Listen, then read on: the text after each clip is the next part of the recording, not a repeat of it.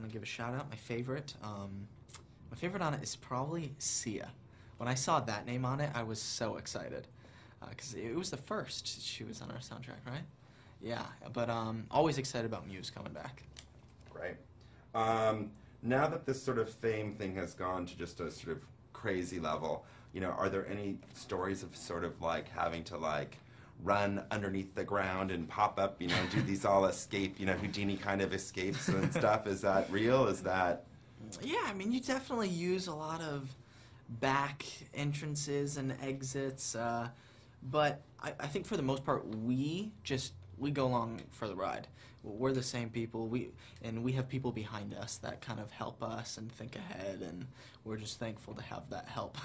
Well, it's funny because I think everyone thinks it's really glamorous. In reality, you're like in a stinky service elevator that like stinks of stale beer and whatever, and that's your back way in. Right, when we walk through hotels, we always walk through the kitchen or through the garbage or the laundry room. It's not glamorous, trust me. How do you think, you know, the other thing that's really interesting about these, and I think, you know, they do it in some series, other series too, the changing of a director, and with that, do you feel, I guess, that you get, you know, a chance to say, God, you know, a New Moon, I really wish I would have made these 3 choices. Well, now I can make them because I have another chance to further this character.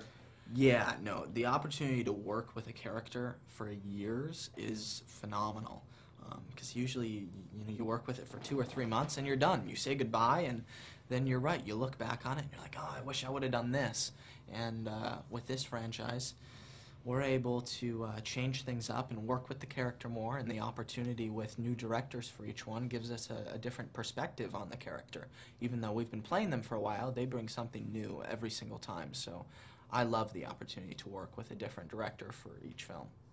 And tell me a little bit about the Wolfpack, because it seems some ways for you, you have 2 movies you make. You sort of make this love triangle movie, and then there's this other, you know, life that you have with this group, and, you know, they have their own little love triangle issues with, you know, Leah and Sam. And Jacob does live 2 lives, because most of the Wolfpack, they stick together 100% of the time. And Jacob likes to veer off because he's got another special person in his life. So yeah, I mean, he's very tight with the Wolfpack, but a lot of the times he's got to do his business with Bella. And what are you most looking forward to in the next chapter?